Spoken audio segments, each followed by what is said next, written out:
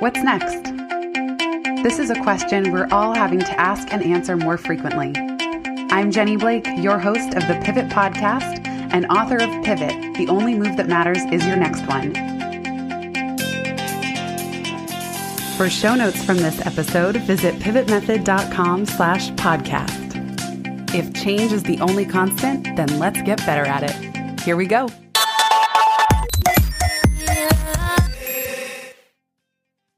Hello, everybody. Welcome back to the Pivot Podcast. I am overjoyed to be here with kindred spirit and longtime blog friend running into each other at a conference in 2012, Amy Clover. Amy Clover is a writer, coach, teacher, and the force behind Strong Inside Out, which is a movement devoted to helping people break free from shaming, metric-based health standards, and helping them build individual health without scales or judgment. On her website, Amy openly and courageously shares her struggles with clinical depression, obsessive compulsive disorder, and eating disorders. Everything from hitting rock bottom when she was hospitalized on suicide watch to her strategies for bouncing back and keeping moving without ping-ponging between extremes or perfectionism. Amy, I'm so thrilled to have you. Welcome to the show. So psyched to be here, Jenny. Thank you for having me.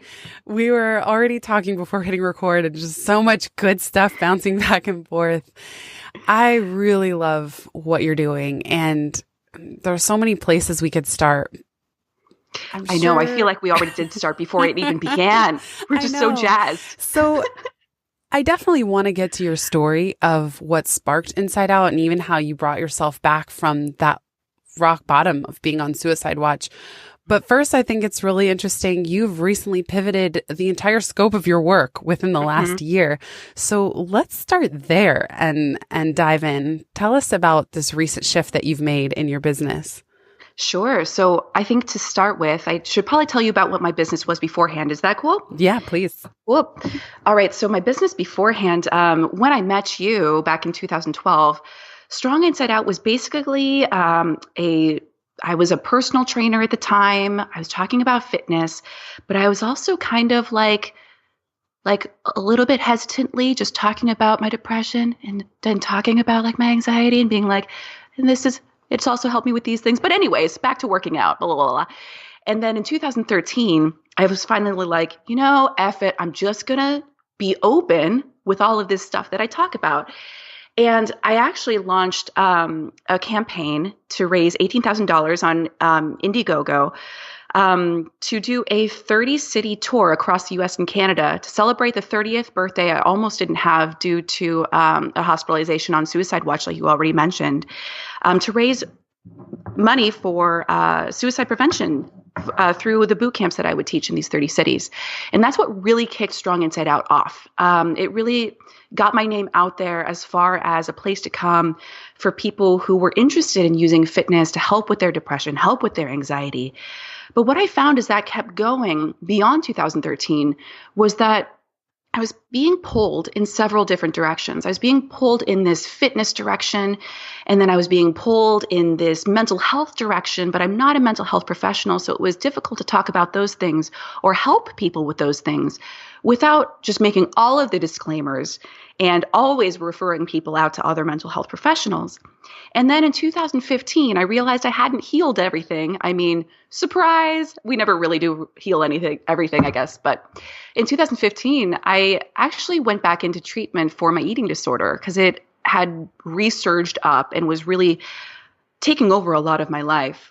And as I went through that, I realized that the way that I was talking to myself, this perfectionistic kind of way that I was beating myself up, telling myself it was never enough, I was also telling that to other people. I was also preaching that on my site. So when I got stable enough out of recovery, I started cleaning up my whole site. I started taking out all of those posts, all of those pieces of content and all of those courses that just felt wrong and felt like I was really pushing people to these extremes that I learned was so unhealthy for me. And I just felt, again, pulled in different directions. Now there was this fitness element. Now there was this mental health element. Now there was this eating element. And I finally just brought other people onto my team to help me hone my brand. And I started working with this awesome team called Office of Awesome. And they helped me create what is called a brand architecture. And so luckily for me, they already knew my brand before I started working with them. So they kind of saw this whole just journey that I'd been on. And they were able to help me realize that what really drives me and where I am really of the highest service to people is helping them come back from these extremes. So we decided that my site now is dedicated to performance health recovery. And what that is we have these performance health ideals. I mean, you look at the fitness industry and you see performance health all over the place. You have to be this metric to be enough. You need to look like this. You need to weigh this much. You need to be able to lift this much weight. You need to, all of those things. And these metrics are set on us as this standard to be enough. And it drives a lot of people insane. Not everyone. Sometimes it works for people, but a lot of people feel like it's too much. And so they either go until they burn out. And then after the burnout, just sit in that place of, oh my gosh, I can't even move again, or I can't even try to eat healthy again, because if I try, it needs to be that extreme that I was doing before. By the way, I even used to go to yoga in that manner. Right. Like Me too. I would go 6 nights a week. I would go to the hardest power yoga classes. I would make sure I was dripping sweat. I would go to Pilates beforehand, then yoga. It's like even this practice that you would think balances mind, body, spirit, I was using in a way that had me going at that pace, which matched the pace of the rest of my life as well. Exactly. It bleeds into the rest of our lives. And that's the thing is media, society, the way that we've grown up, our age range, specifically like millennials and up, have been raised with this kind of like shaming, like ideal, like we have to shame ourselves into positive results, which never, ever, ever works if you ever tried it that way. And if we do get results when we shame ourselves into things, they don't feel positive when we get them. So basically I'm going off on a tangent. I'm sorry. Tangent number one. I love tangents. Done. And you're right. And I think that shaming is so pervasive. I didn't even realize it was happening. Like totally. I used to put on makeup to go to yoga. That's so ridiculous, but I did it. And why all the cute tops? Of course, I like feeling good from the inside out, but what was the performance for? Who's the makeup for? Like, what's the deal? And I just felt almost embarrassed to like leave the house without some certain measurement of acceptability. And completely. I didn't even realize I was doing it, honestly, until now my partner, Michael, he said, you look so much better without makeup. And it recalls that Amy Schumer skit. If you guys haven't seen it, you have to. Like I've mentioned it even on this podcast. And I thought, no one really means that. Like wait till you see me without makeup and you'll change your mind. I've seen that. But he says, he's like, you have a glow that you cover when you put on makeup. And I just think that's one tiny example that pervades how we treat our bodies, how we treat our health and fitness, and everything you're describing, how we treat food, and probably how we treat everything, money, career, the works. Yep. So what I'm focusing on is the health element of it, of like so now that we've defined kind of what performance health is this like metric-based ideals and standards, I'm helping people come back from that to reconnect with their bodies, to reconnect with what's really important to them, which is individual health. Health should look different for each person because different things are important to different people. And so I help people shed all the metric-based shaming stuff and just come back to their truth, their true health. One thing I find really interesting in this pivot story that you've described is you mentioned the 30/30 tour, and this was crowdfunded boot camps for suicide prevention groups, which I think is such a fascinating intersection of your love of fitness and personal training with a population that you really care about, that you are part of. And that you had this hesitation of not being a mental health professional. And I think so many people, so many of us, myself included from time to time, fall into this. Well, I'm not an expert. Well, I'm not I'm not an academic researcher, or I'm not like in your case, mental health professional. And so we are very shy or reserved or kind of shut ourselves down in advance because we pick whatever certification we don't have and say, well, then I probably can't do this work. Yeah, I think there's a lot to be said for that. And I think, there's certain limits on it where I feel like a lot of us have that kind of imposter syndrome around different things like this. And for me, it was a case of I was helping people with these things, and people were starting to come to me because they were like, I have depression, please help me. And I was like, I can help you by helping you with the behaviors around it, but I can't help you with the actual depression part of it. You're going to have to see a professional for that. But I do know what you're saying in the idea that, like, when I just first started talking about this kind of stuff, I was always referencing out to, like, Psychology Today and all these different resources and studies on, like, NIMH and that kind of stuff, because I just never felt qualified enough. And I think that's another thing that we have these, like, extreme standards around, is it's never enough. You can always do more certifications. You can always have more qualifications. When does it ever be enough? I think you're a great example of owning your story and the experiences that have worked for you with integrity. So you're not claiming to be anything that you're not. I love that you are mentioning you refer out absolutely as appropriate, but you are saying this is what pulled me back from the brink. And I would love if you could take us to that low of being put on suicide prevention. What was going on in your life at that time? And what were those first early steps of realizing there was a way out? Oh, at that time was just super, super dark. It was just like accumulation of lots of years refusing recovery because I didn't think it was possible for myself. It was recovery from depression. From depression, yeah. And so I was diagnosed with clinical depression when I was in high school, and I was diagnosed with obsessive compulsive disorder also in high school or late middle school. I can't remember, actually. And those two together are not a great mix. If you've ever had them, they don't go well together. And for so long, I was just trying to hide it. I was just trying to stuff it down because I was taught, like so many of us are. And this kind of like goes over to the eating side of things, the fitness side of things. Just stuff it down. Just suck it up. Just deal with it. Just be strong. And I was taught all of these things and taught to just be silent. So I struggled silently for a long time, and which doesn't really work well either. I mean, if you struggle silently, it's bound to explode here and there, and you just have a lot less control over it. And so it just kept getting worse. I started using drugs and alcohol to medicate myself. I started getting into horrible relationships where I was treated horribly as a way to kind of validate this lack of self-worth, or to give me some semblance of worth that I didn't have at all. And none of it worked. And then I finally got to this place where, I had just tried everything and I just was done. I just felt like I was done. And so my roommate actually stopped me in the kitchen with a knife to my wrist. And she was like, please just go call someone. I don't know what to do anymore. And so I called an ex-boyfriend who was still a friend of mine at the time, and he convinced me to call a suicide prevention hotline.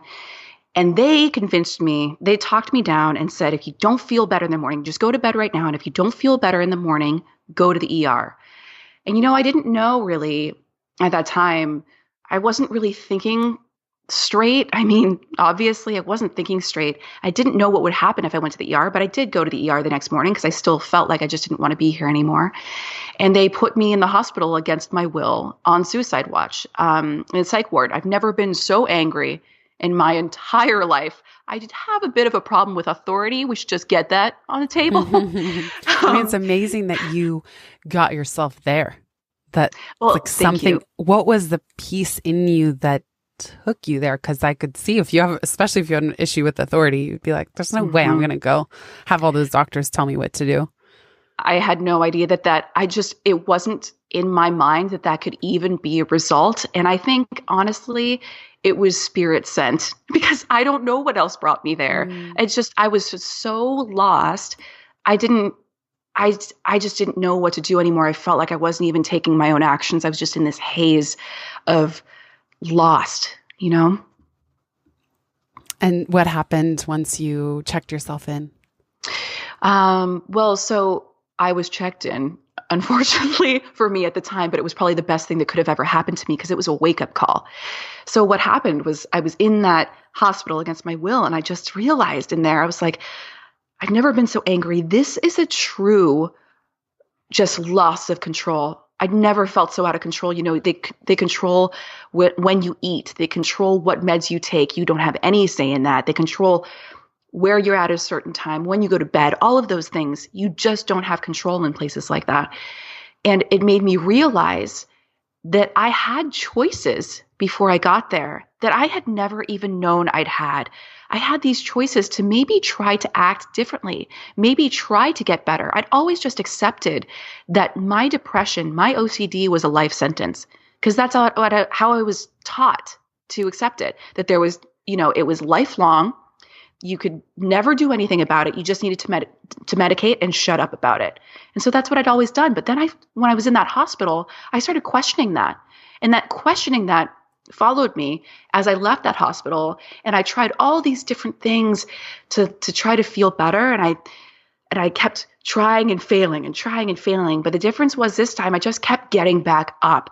I kept trying things, just having this weird faith that I'd really never had before, that something was going to work for me. And what finally worked for me was finding fitness at the same time as going to a therapist who I felt like really got me, working on cognitive behavioral therapy at the same time as going to the gym. And what I found was when I went to the gym, I used mantras when I went to the gym. It was really, really helpful. I was introduced to them by a kickboxing instructor, actually, who always used, I can and I will, all through class. And so I was like, I'm going to steal this. And I used them for my workouts. And what I found was that I started feeling so empowered in the gym, and also when I left, in a new way that I'd never experienced before. The work that I was working on with my cognitive behavioral therapist was sticking better. I felt like I was more capable. I felt more confidence. It just kind of like bled into every area of my life as I started getting into fitness. You mentioned words like spirit sent of moving you forward, and even having a newfound faith as you pulled yourself out of this depression. What role does spirituality play in all of this, if at all, for you?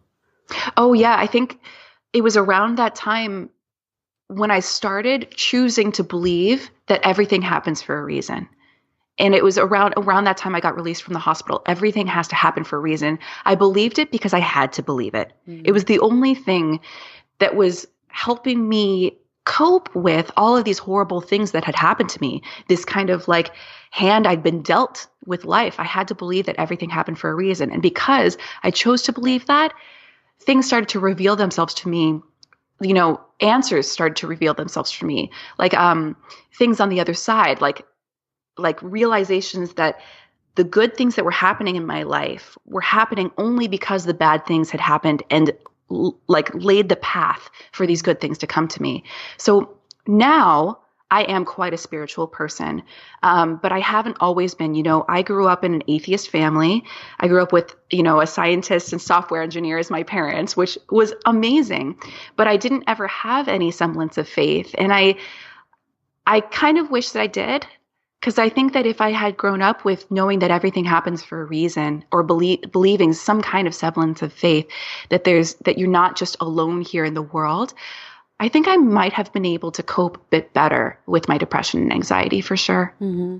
Right. Even just some higher power, higher force, or I think what that provides is a feeling of being held and supported somehow by something other than you, like the small you or the small self, because I can relate to that so much. I also identified as atheist for many years, simply because I just, even what religion I was taught as a kid, going to Sunday school or different things, for some weird reason, I also had this problem with authority. So I didn't like people telling me what to do or what to believe.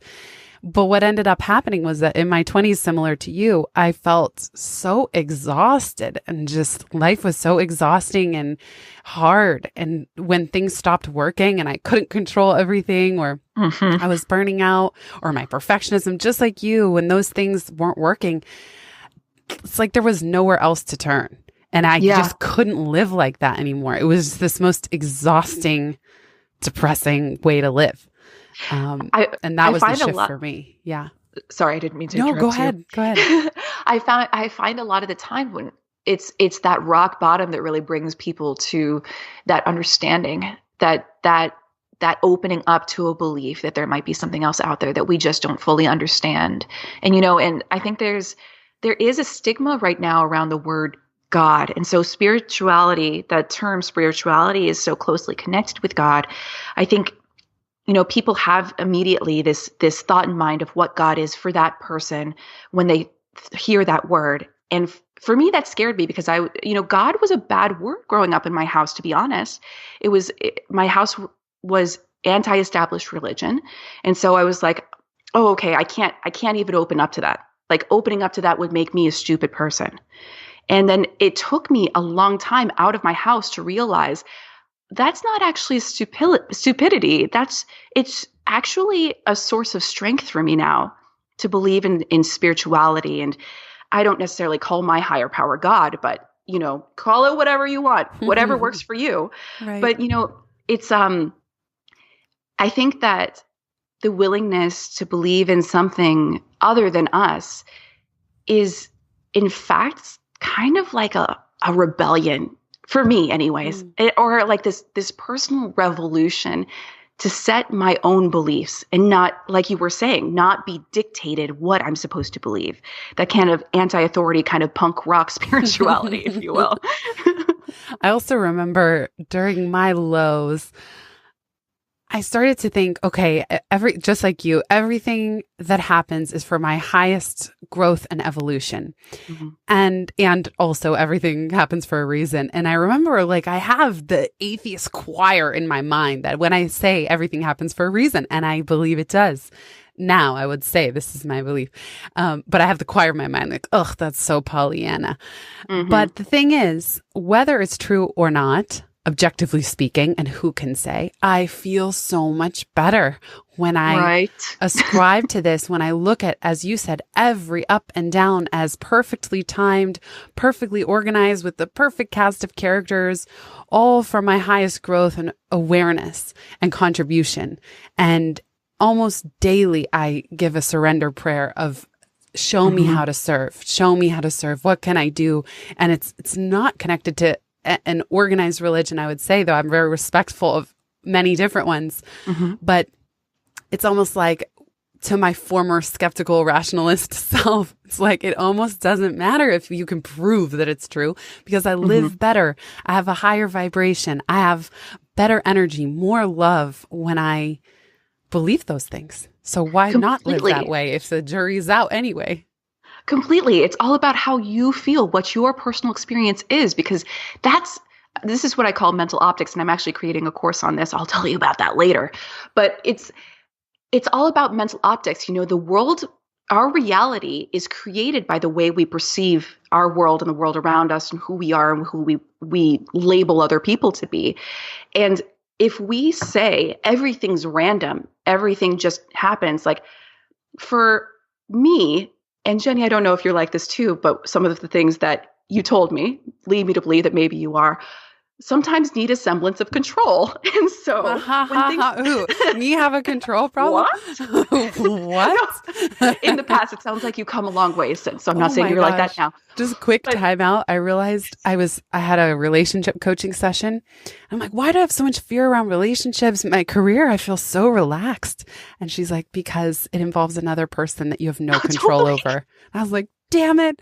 She got me. I didn't even realize I was still exerting this obsession with control. But anyway, your turn. Go on. Well, it's bunches of layers of an onion, girl. It's just like ever unfolding, right? Totally. But that's the thing, is when everything's random and you're a person who enjoys having some semblance of control, it's too much. That alone, I think, was a huge driver for me to go into deep, dark depression. But when I started to believe everything happens for a reason, or just like almost act as if I believed it when I didn't even believe it yet, I was like, oh, this feels like a little bit better for me to just be able to release my death grip on controlling everything I can't control anymore. When we can just give up and just trust that things are being taken care of by, spirit, by universe, by nature, by Mother Earth, by science, it just allows us to just take a deep breath of relief and, yes, feel better. That's what matters, how you feel day in and day out. So beautifully said. There's so much I want to ask you. One thing you mentioned is having a relapse of your eating disorder in 2015. And I find that really interesting timing. Just you'd been running your own business, achieving momentum, having success. What do you think sparked that relapse, and what did you learn from it? What have you learned from it in the years since? So the relapse, I actually was getting ready for a series of fitness videos, and it was with this big company, and I was so excited. It was like this big break for me, right? And I was like, okay, well, this is my chance. I'm going to show everyone what I can do. It was this kind of like I have to be perfect because this is my one chance to show the world how great I can be, ... in my mind through my body, right? I had to like get into perfect shape and be this perfect presenter. And I had no idea that perfectionism was part of my eating disorder, a huge part of it. But so I was practicing and getting ready for all of this stuff. And, I was a fitness trainer and I had done some recovery for my eating disorder, but since the behaviors, I was bulimic. In my early 20s, I was diagnosed with bulimia. But since I'd stopped throwing up, I thought I was cured, right? But what happens is if you don't use those behaviors and the eating disorder is untreated, it finds other ways as an outlet. And so my bulimia started to transform into anorexia. I was eating maybe 1,000 calories a day, and I was working out 2.5 hours a day. And I got into crazy shape. I got to 13% body fat, which if you don't know, for a woman is when you stop having your period, is when your hormones go crazy. I hit adrenal fatigue. But I felt so powerful, this like obscene high that I was riding on. And as soon as those workout videos were done and shot, I was like, what do I do with myself? And I started just binging nonstop. I gained 10 pounds in a week. And I cried to a friend of mine, a mentor of mine. And I was like, I just can't stop. I don't know what's wrong with me. I don't understand. I'm wasting all of this hard work I did. And I just feel so ashamed. I feel so bad. I just can't stop. And she was like, you need to get back into recovery. You need help. And thank God she said that, because I don't think I would have been able to come to that decision on my own. I think I'd still be cycling through it if she hadn't told me that. And so I finally got back into recovery and started realizing a lot of what I coach people on now is that these extremes that you go through don't need to be the norm, don't need to be where you live. A lot of these feelings that we need to be perfect, a lot of this shame of not being enough because we don't look a certain way or can't lift a certain amount or can't run a certain speed are totally flawed. They're installed upon us by some performance health guru that says that's what you need to be enough.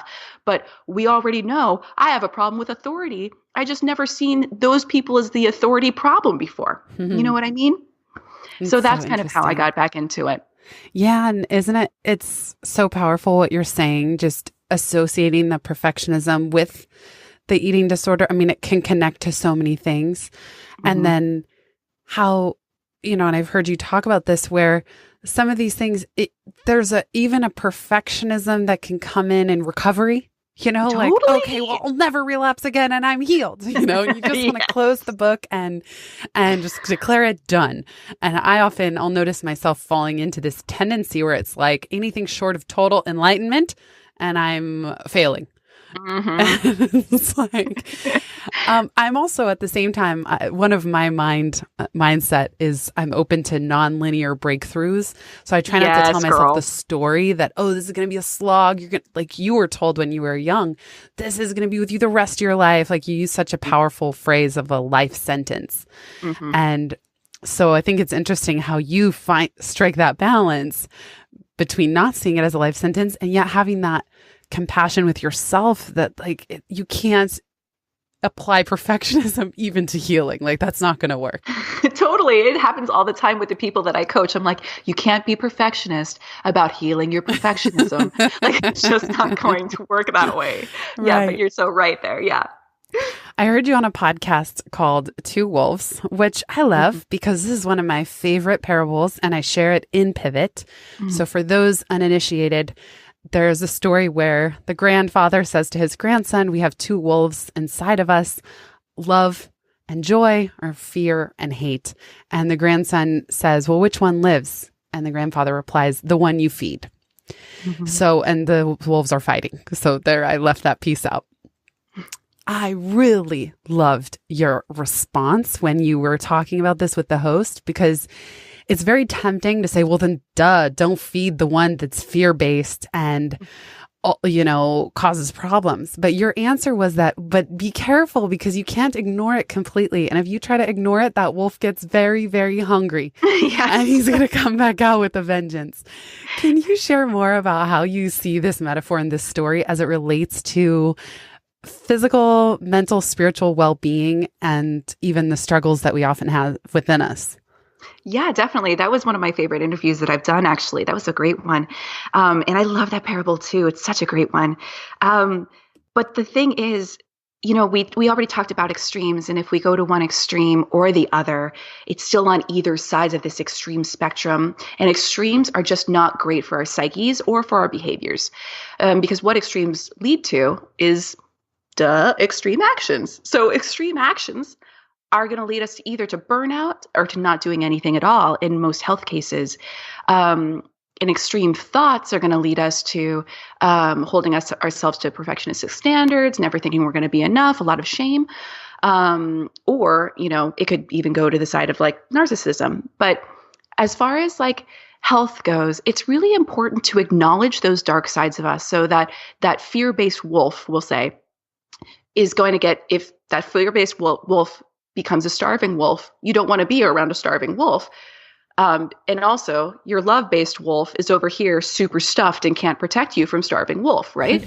So what we want to do is we want to turn around a starving wolf and we want to basically just talk to it. And I use this analogy a lot actually on my site.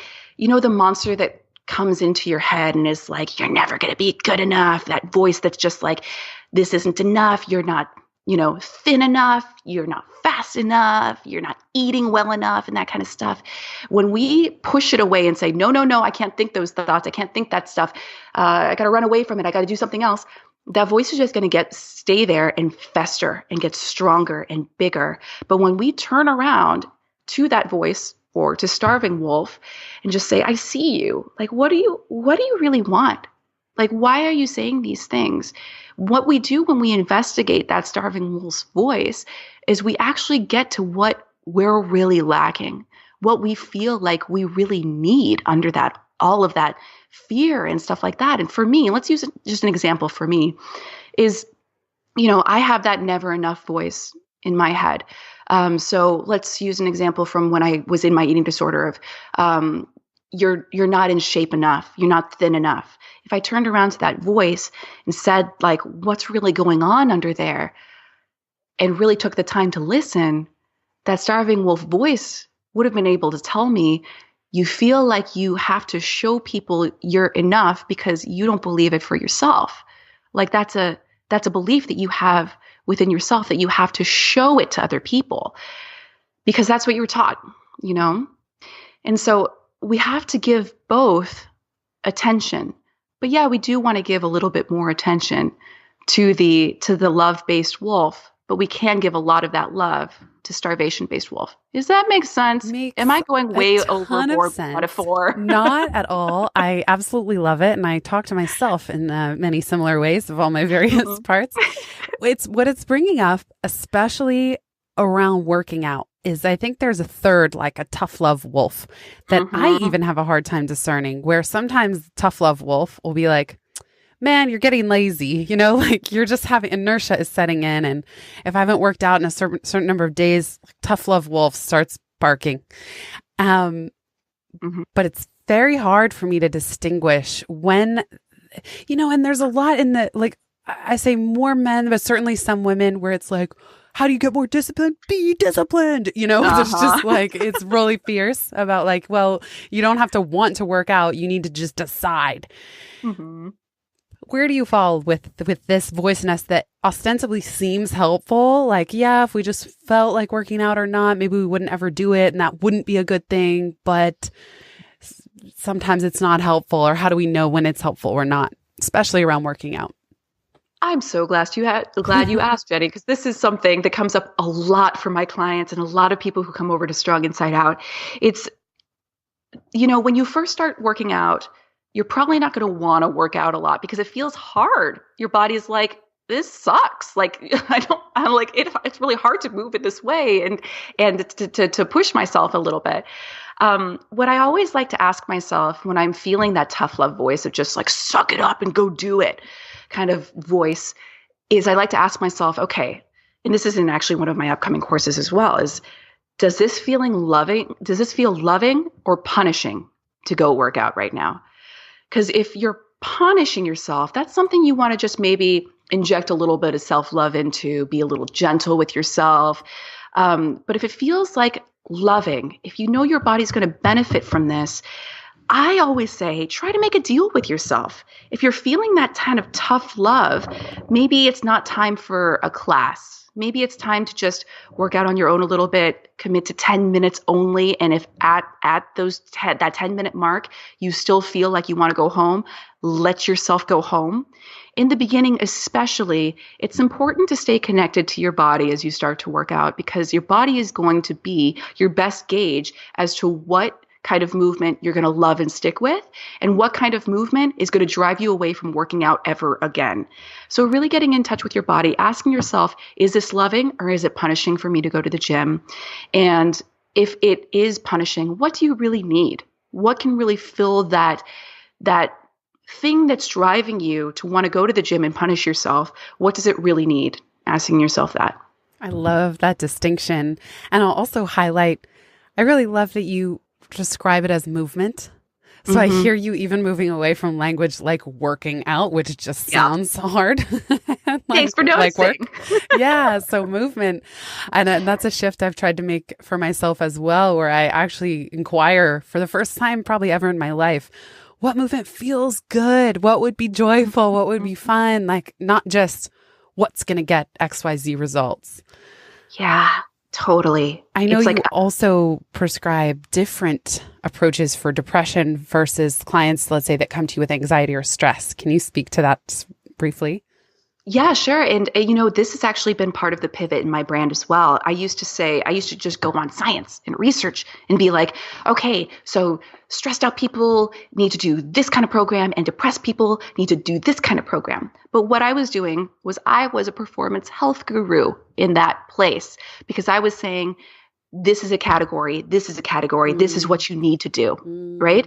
What I wasn't taking into account is a lot of people with depression also have anxiety. A lot of people, and vice versa. And so certain people need certain workouts at certain different times, and they're different. So what I advise now is that you check in with your body. And I keep coming back to the course thing, and sorry if I sound like I'm just like super pitching, but I'm actually not. I'm just super psyched about it. Do tell us about them after you finish this piece, because I'd love to hear. This is actually what I'm teaching people in this upcoming course that I'm releasing, is how to connect with your body in a way to really be able to listen to it and hear what you really want to do. And this is like the most individual way we can go about health, because our body is our own and no one else's. And it's kind of sad, because through a lot of the performance health stuff, we've just taught our body to not talk to us anymore. Oh my God, we just so shut true. down listening. I also have said, like, we treat our body like it's the enemy or just some kind of slave, like do as I say. Yeah. Just like totally do what I say. I love that. And that's totally true. But what we really need to do to find individual health, to find true health for ourselves, is to really make friends with our body again, to really listen to it and ask her or him, what they need in order to feel really vibrant and alive, or however you want to feel that day, whatever values you have in your individual health. So as far as that goes, as far as different workouts for depression and anxiety, I do think that's true because your preferences are going to change depending on what affliction you have at the moment.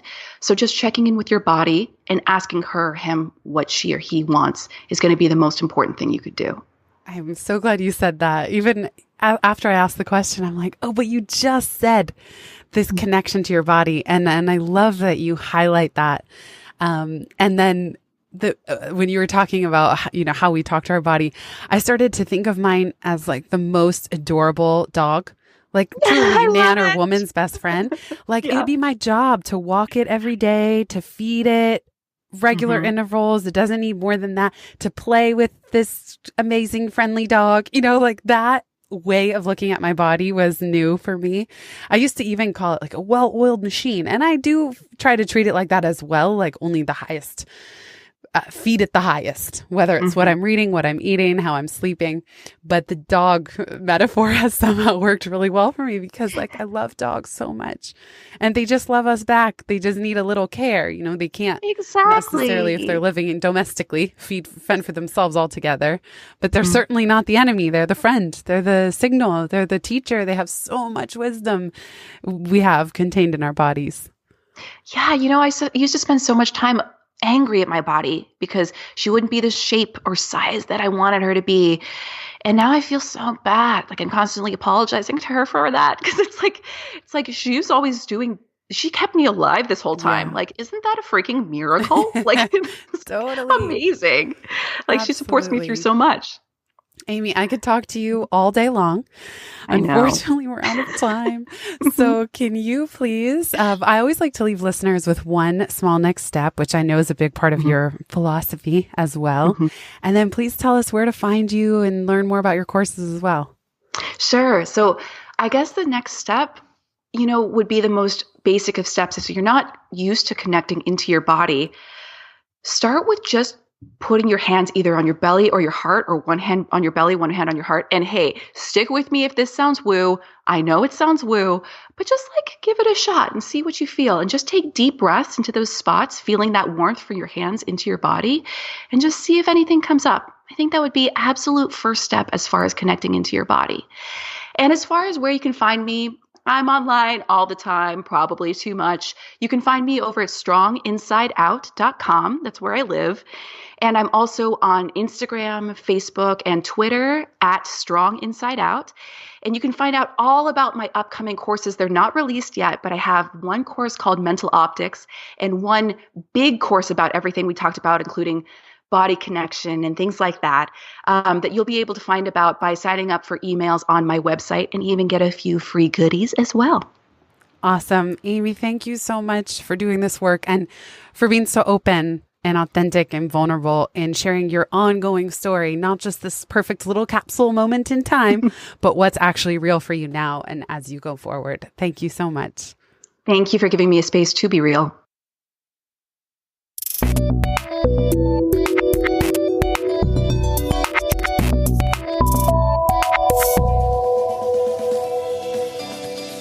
Thanks so much for listening to this episode of the Pivot Podcast.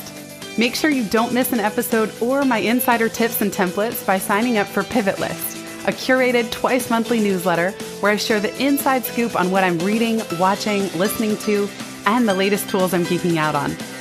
Sign up at pivotmethod.com/pivotlist. Get show notes from this episode at pivotmethod.com/podcast and connect with me on Twitter at Jenny_Blake. Remember, build first, then your courage will follow. Hasn't it always?